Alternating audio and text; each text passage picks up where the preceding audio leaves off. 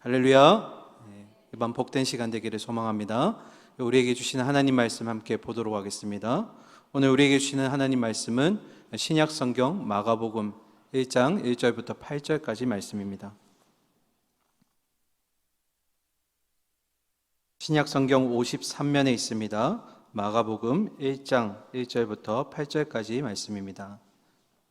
1장 1절부터 교독하도록 하겠습니다.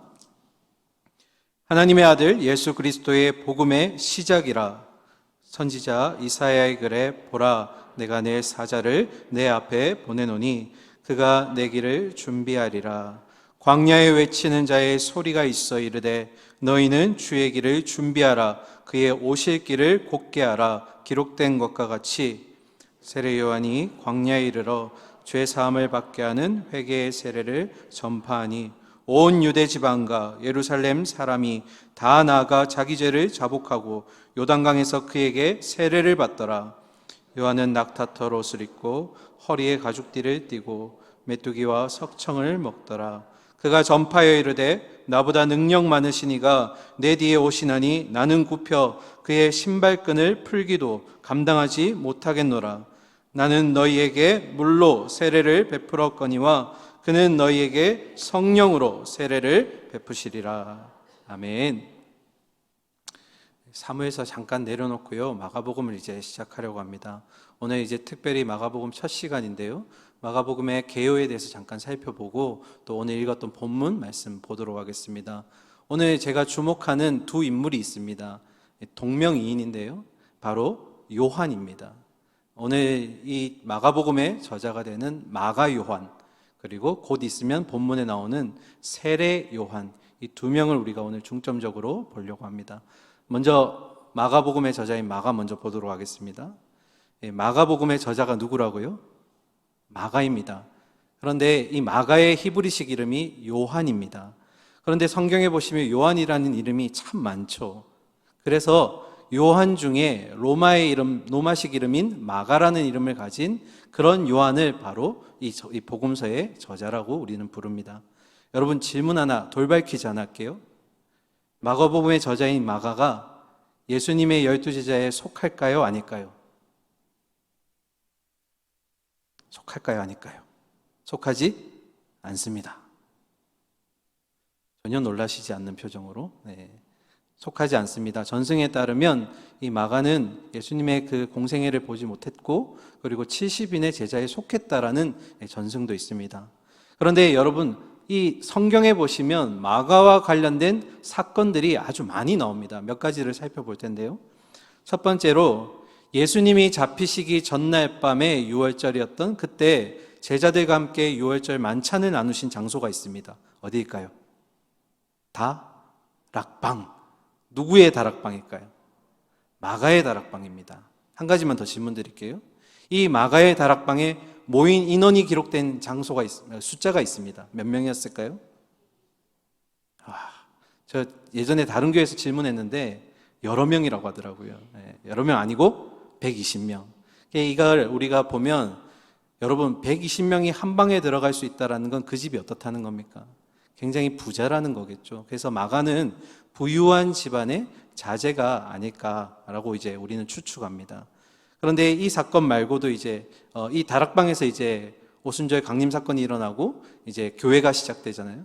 그런데 이 사건 말고 사도행전 13장에 보면 바울과 바나바가 함께 선교 여행을 출발하기로 하는데 이때 동행하는 인물이 마가입니다. 마가의 삼촌이 바나바잖아요.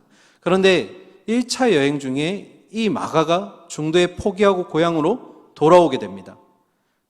그리고 나서 사도행전 15장을 보면 이제 바울과 바나바가 2차 선교 여행을 떠나게 되는데 이때 이 조카인 마가를 다시 한번 데리고 가는 것에 있어서 둘 사이에 논쟁이 일어나고 결국 둘은 갈라서게 됩니다. 그러니까 누가 지금 문제가 되는 겁니까? 이 마가가 문제가 되는 겁니다. 그러니까 바울이 마가는 데리고 갈 수 없다. 절대로 갈 수 없다 해서 결국 바나바와 함께 마가가 구브로 섬으로 떠나게 됩니다. 그런데 시간이 많이 흘러서요, 나중에 그 말씀 디모데후서 4장 11절을 보면 바울이 이런 고백을 합니다. 마가를 데리고 오라. 그가 나의 일에 뭐하다고요? 유익하다. 이게 바울의 말년의 인생에 쓴 디모데후서인데 마가가 자신에게 뭐하다고요? 유익하더라. 유익한 자가 되었다라고 얘기합니다. 그러니까 바울의 말년에 가장 필요했던 동력자가 누구라는 겁니까? 마가라는 겁니다. 처음에는 데리고 가기도 싫었는데, 그런데 그 세월의 흐름 속에서 마가가 변화가 일어난 겁니다. 성장하게 된 거죠. 그리고 베드로전서 5장 13절에 보면 베드로가 마가를 부를 때 뭐라고 부르냐면 내 아들 마가라고 부릅니다. 실제로 베드로가 로마에서 사역을 할 때 베드로의 그 말을 통역해준 통역사가 바로 이 마가라고 합니다. 이 내용은 굉장히 중요합니다. 왜 중요하냐면 여러분, 제가 마가복음의 저자가 누구라고 했죠? 마가죠. 그런데 마가라는 이 증거가 성경 자체에는 없습니다. 내적 증거가 없다라는 겁니다. 그런데 베드로 전후서와 마가복음을 문체를 비교해 보면 이 문체가 그리고 방식이 굉장히 비슷하다라고 얘기합니다. 그 의미는 어떤 의미냐면 이 마가가 마가복음을 쓸 때 베드로에게 도움을 받아서 썼다라고 얘기를 합니다. 그래서 둘 사이에 문체가 비슷하다라고 얘기합니다. 자, 제가 여러 가지 사건을 이제 조각조각 던졌는데요. 종합하면 이렇게 됩니다. 여기까지 내용을 정리하면 초창기의 마가는 부유한 집의 자제였지만 그에게 부족한 어떤 소명감으로 인해서 그는 이 고된 선교 여행에서 포기하게 됩니다. 돌아오게 됩니다.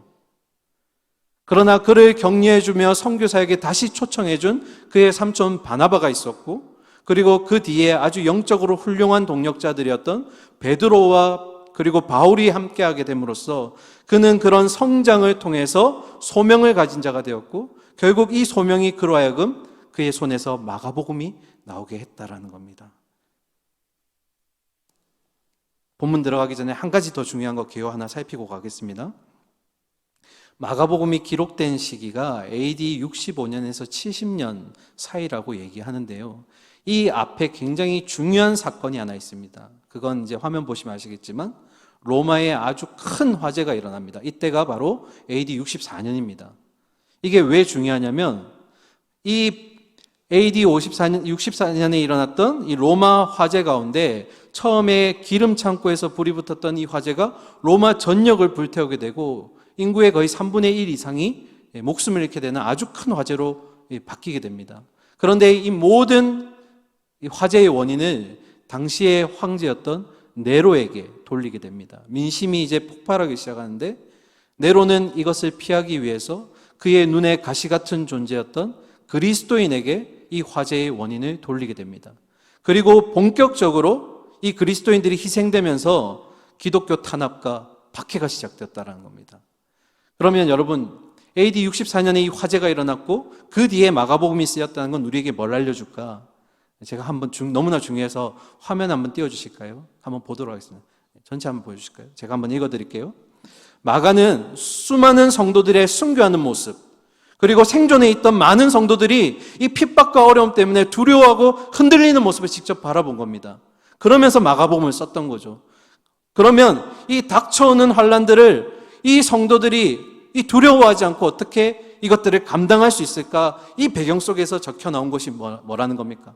마가복음이라는 겁니다. 이게 오늘날 우리에게 왜 중요할까요?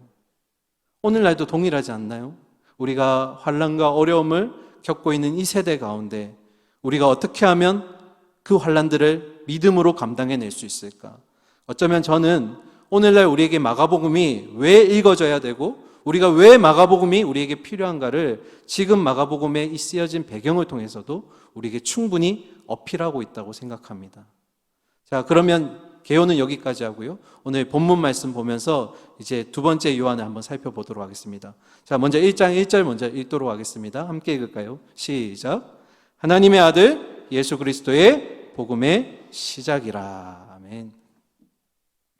마가복음 1장 1절은 마가복음의 표제라고 불립니다. 표제는 이제 그 책의 이름이라고 얘기하는데요. 이 표제에는 아주 큰 두 가지 특징이 있습니다. 그 첫 번째 특징이 뭐냐면 이 1장 1절 표제 속에 마가의 신앙 고백이 담겨져 있다라는 겁니다. 첫 번째 특징은 마가의 신앙 고백이 여기에 담겨져 있다. 자세히 보시면 예수 그리스도가 누구시라고요? 첫 번째, 하나님의 아들이십니다. 요한복음에는 이 예수님을 독생하신 하나님, 하나님의 하나뿐인 아들, 우리가 잘 아는 독생자라는 단어를 쓰게 됩니다. 여러분, 이 독생자라는 이 헬라어가 그 당시에 어떻게 쓰여졌냐면 남들과 비교할 수 없는 아주 독특하고 유일한 것에, 사람이나 물건에 쓰일 때 독생자라는 이 단어를 썼습니다. 그래서 이것을 예수님에게 독생자라는 단어를 대입할 때 영어 성경에는 뭐라고 해석을 하냐면 한 분 또는 한 분이면서 유일하신 분, 이렇게 해석을 한다는 겁니다. 그러면 여러분, 예수님이 하나님의 아들이시니까 본질상 두 분은 동일한 분이십니다. 믿으십니까? 안 믿으세요? 갑자기 물어봐서 놀라셨네요. 이 두 분은 본질상 동일하신 분입니다. 그런데 이 하나님이 예수 그리스도, 예수님이 하나님이라는 것을 불편해하는 자들이 있었죠. 바로 당시의 유대인들. 예수님이 하나님의 아들이라고 얘기하니까 신성모독이다. 네가 어떻게 사람이지 하나님의 자녀이면서 하나님냐. 이런 신성모독이라며 굉장히 불쾌했다라는 겁니다. 자, 두 번째, 예수님은 하나님의 아들이면서 동시에 그리스도라고 지금 마가는 고백하고 있습니다. 여러분, 헬라어에서 그리스도라는 단어는 여러분 잘 아시는 기름 부음 받은 자를 얘기합니다. 이 단어를 여러분이 잘 아시는 히브리어와 똑같은 단어가 있습니다. 어떤 단어냐면 바로 메시아라는 겁니다. 그러니까 예수님이 그리스도라는 것은 구약에서 이스라엘 백성들이 그토록 기다려왔던 바로 그 메시아. 그 메시아가 누구라고요? 이 예수 그리스도이라는 것을 지금 우리에게 보여주고 있는 겁니다.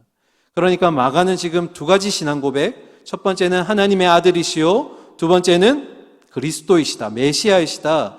이 두 가지를 우리에게 알려주기 위해서 마가복음에 예수님의 행적과 사건들을 낱낱이 기록했다라는 겁니다. 무엇을 보여주기 위해서요? 예수님이 하나님의 아들이심과 동시에 그는 바로 우리가 그렇게 기다렸던 그리스도이시다. 이 두 가지를 우리에게 보여주고자 계속해서 기록했다라는 겁니다. 첫 번째 특징은 이 1장 1절 속에 마가의 신앙 고백이 담겨져 있고요. 두 번째 특징은 마가는 이 책을 통해서 이 책의 이름을 예수 그리스도의 복음이라고 불렀다라는 겁니다. 자, 다시요. 이 책의 이름을 마가는 뭐라고요? 예수 그리스도의 복음이라고 불렀답니다. 복음을 정확하게 해석하면 여러분 잘 아시는 기쁜 소식, 좋은 소식입니다. 그런데 여러분, 이 복음이라는 단어가 당시의 로마 시대 때는 누구에게 쓰여졌냐면 황제에게 쓰여졌습니다. 황제가 즉위하거나 아니면 황제가 태어나거나 아니면 황제가 전쟁에서 승리했을 때 그 기쁜 소식이 전해진다 해서 이 복음이라는 단어가 처음에는 로마 황제에게 쓰여졌다라는 겁니다. 그런데 지금 마가는 지금 누구에게 쓰고 있습니까? 로마 황제가 아니라 예수 그리스도에게. 왜 그럴까요? 마가는 진정한 왕이자 그리고 하나님의 나라에서 구원의 기쁜 소식을 가져다 주는 것은 당시에 패권을 잡고 있는 로마 황제가 아니라 누구라는 겁니까? 바로 예수 그리스도라는 겁니다. 진정한 기쁨의 소식, 진정한 구원의 소식을 가져다 줄 이는 로마 황제가 아니라 예수 그리스도, 그분의 지금 복음이라는 겁니다. 이것이 1장 2절의 가장 큰 두 가지 특징 중에 하나입니다. 자, 그리고 나서 이제 본격적으로 세례 요한과 예수님의 스토리가 등장하는데요. 그런데 여러분 보시면 다른 복음서와 이 마가복음이 조금 다른 것을 알 수 있습니다. 2절에 보시면 바로 세례 요한에 대한 내용이 나오거든요. 그 사이에 생략된 사건들이 많이 있습니다. 첫 번째는 예수님의 태어나심과 유년기 시절, 그리고 세례 요한의 탄생에 대한 얘기, 이런 얘기들이 아무것도 없습니다. 그 말은 어떤 의미냐면 마가는 예수 그리스도의 복음의 시작을 그분의 오실 길을 예배하는 이 세례 요한의 사역으로부터 시작했다라는 겁니다. 복음의 시작이 어디부터요? 세례 요한의 사역부터 시작된다는 것을 우리에게 알려주고 있습니다. 자, 그러면 본격적으로 이제 2절과 3절 보겠습니다.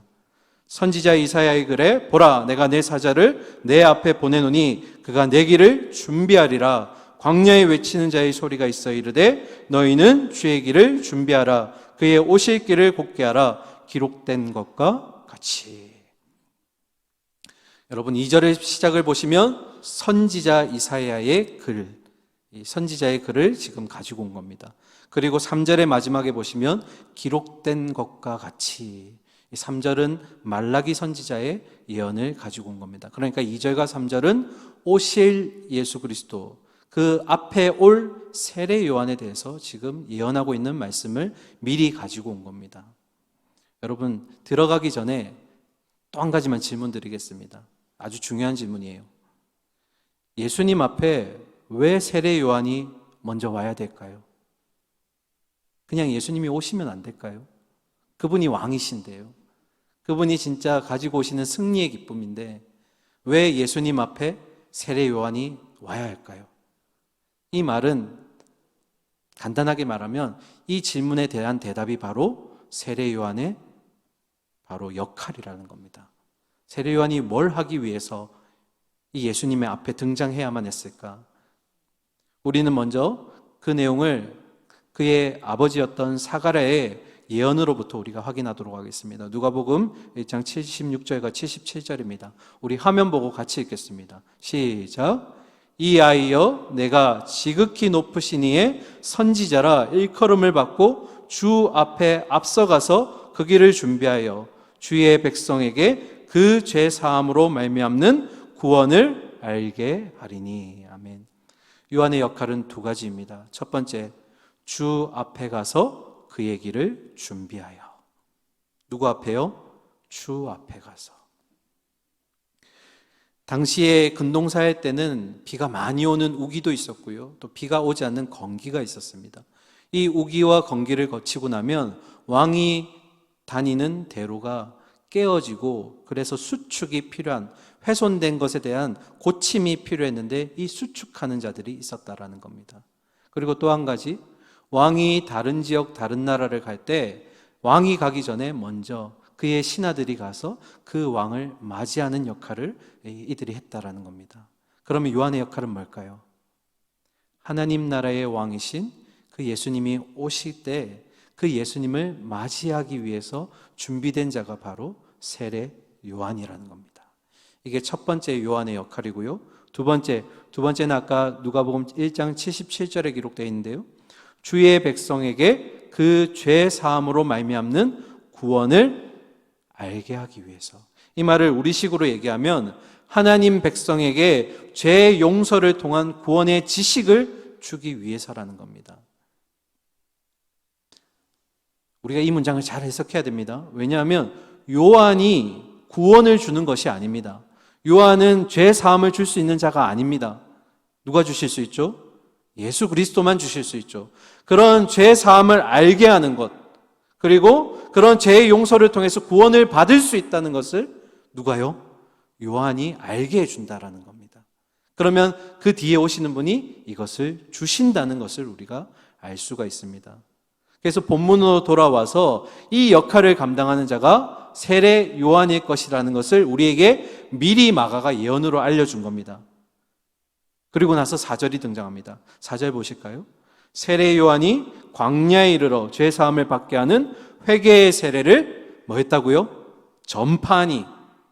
마가는 세례 요한의 그 일생 중에 어린 시절, 유년기 시절을 얘기하지 않습니다. 왜냐하면 2절과 3절의 예언이 지금 4절을 통해서 성취되었다는 것을 보여주기 위해서입니다. 2절과 3절에 선지자 이사야가 했던 그 말, 그리고 말라기 선지자가 했던 그 말이 지금 세례 요한을 통해서 이루어졌다라는 것을 우리에게 보여주고 있다라는 겁니다. 그래서 여러분 여기서 다시 한번 짚고 넘어갈 것은 죄 사함을 받게 하는 회개의 세례라고 했는데, 정확하게 말하면 죄 사함을 받게 하는 것이 아니라 죄 사함에 이르도록 하는, 죄 사함은 누가 주실 수 있다고요? 예수 그리스도만 주실 수 있는 겁니다. 그것을 알게 하는 그 역할이 바로 요한이라는 겁니다. 그리고 아주 중요한 단어가 하나 등장합니다. 바로 회개입니다. 회개의 세례를 준다. 그래서 우리는 요한의 세례를 무슨 세례라고요? 회개의 세례라고 부릅니다. 그러면 회개의 의미가 뭘까요? 중요하니까 짚고 넘어가겠습니다. 회개의 의미가 뭘까요? 회개의 의미를 히브리어로 하면 돌아가다, 돌이키다라는 뜻이고요. 똑같은 헬라어 속에는 마음을 고치다라는 단어도 있습니다. 그래서 회개의 정확한 의미는 하나님을 떠난 백성이 다시 하나님에게로 돌아가는 것. 회개가 뭐라고요? 하나님 백성이 하나님에게로 돌아가는 것. 이걸 회개라고 합니다. 그러니까 세례 요한은 당시에 부패했던 이 이스라엘 백성들, 그리고 그들을 지도하는 그들 지도자들이 회개함으로써 이 세례라는 정결 예식을 통해서 예수 그리스도를 맞을 수 있는 깨끗한 영혼이 되도록 준비하는 역할을 감당했다라는 겁니다. 세례를 통해서 회개하십시오. 다시 하나님에게로 방향을 돌이키십시오. 이 역할을 세례 요한이 했다라는 겁니다. 그런데 이 세례 요한의 회개의 세례가 놀라운 반응을 일으킵니다. 5절 보실까요? 온 유대 지방과 예루살렘 사람이 다 나아가 자기 죄를 자복하고 요단강에서 그에게 세례를 받더라.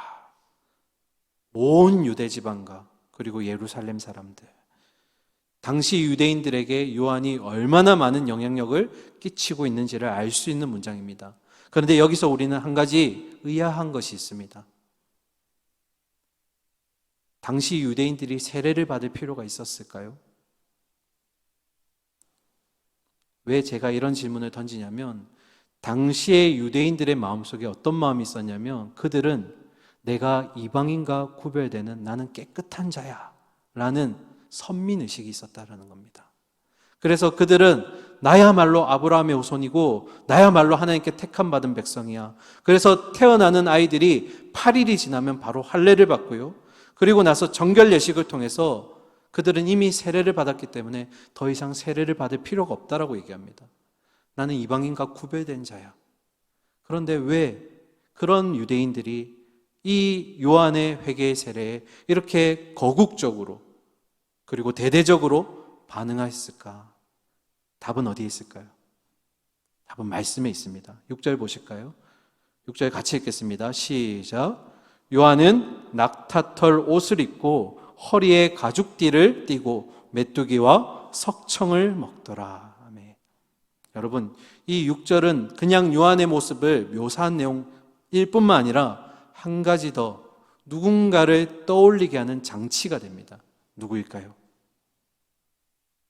열왕기하 1장 8절에 이렇게 기록되어 있습니다. 누군지 한번 연상해 보시죠. 그들이 그에게 대답하되 그는 털이 많은 사람인데 허리에 가죽띠를 띠었더이다 하니 왕이 이르되 그는 디셉 사람 누구요? 엘리야다.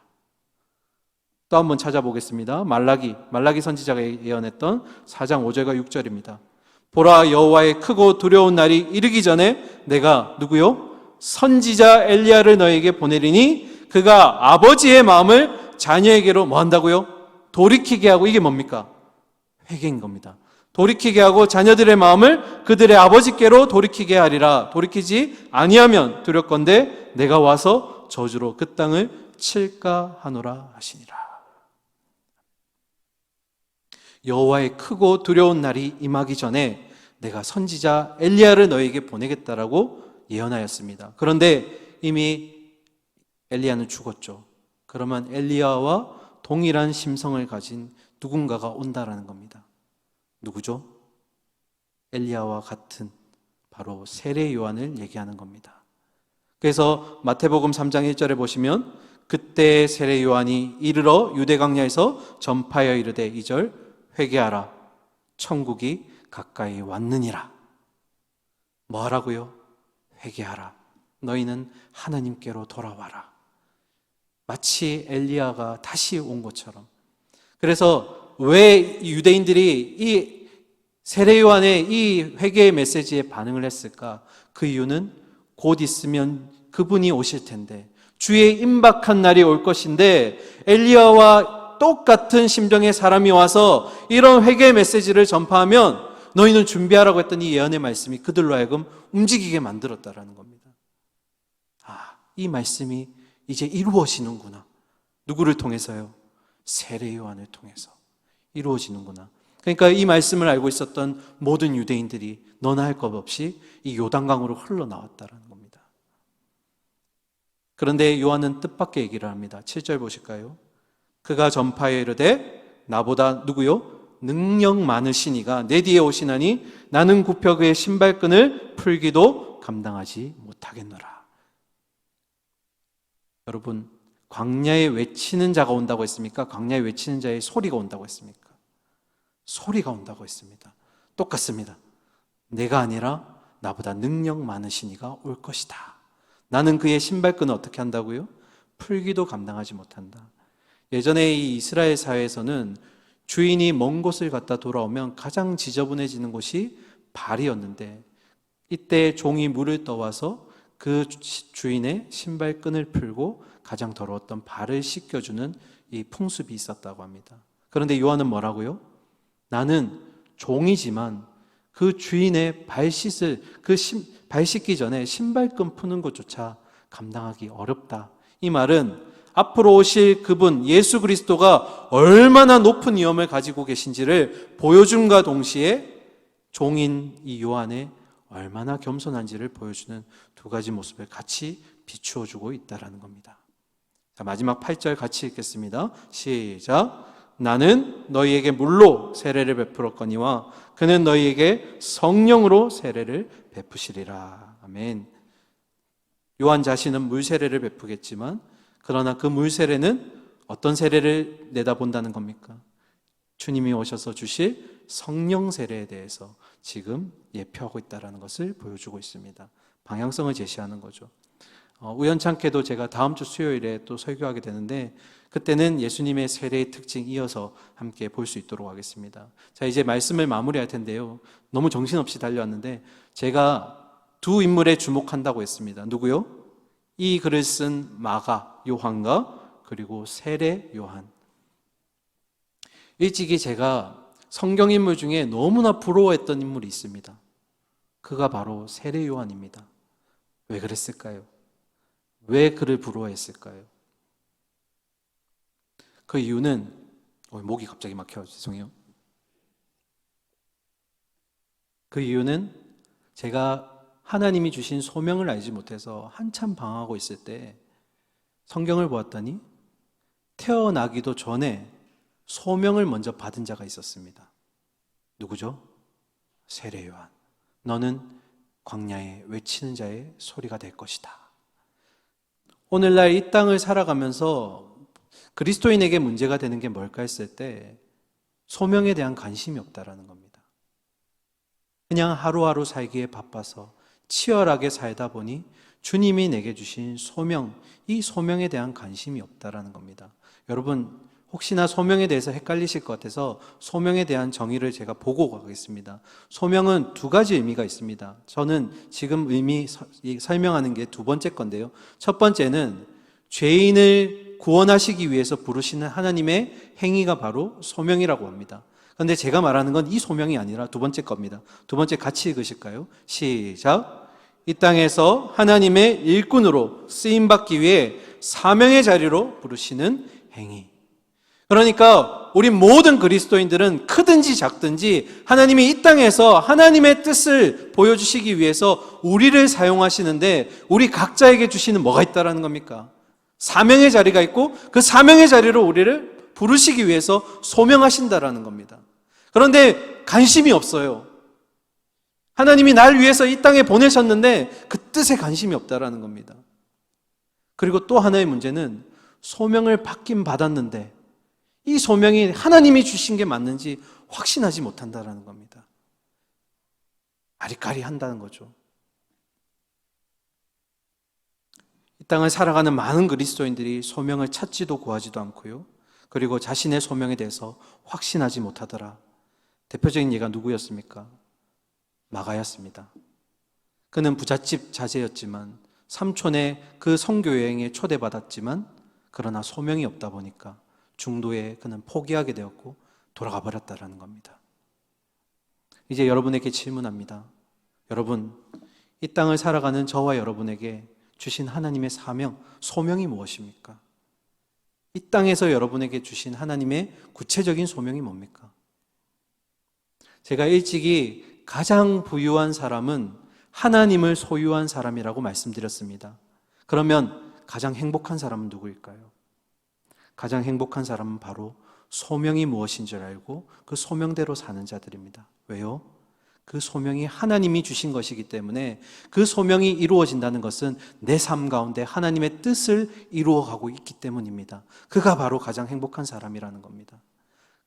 아무리 돈이 많고 명성이 높다 할지라도 소명 없이 살아가는 자, 내게 주신 하나님의 뜻이 무엇인지 알지 못하고 그렇게 살아가는 자는 행복하지 못하다라는 겁니다. 오늘 여기 계신 모든 분들이 하나님의 뜻, 그 소명을 받으시는 분 줄 믿습니다. 우리는 소명자의 삶을 살아야 합니다. 그런데 여기서 한 걸음 더 나가기를 원합니다. 더 중요한 것은 요한은 자신에게 주신 하나님의 소명이 무엇인지 암과 동시에 그 소명에 뭐 했다고요? 순종했다라는 겁니다.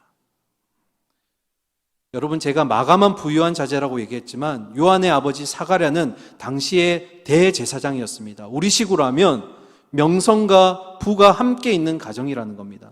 그런데 그는 그 명성 있는 가문에서 본인은 가만히 있으면 제사장 직분 받으면 되는데 어떻게 했습니까?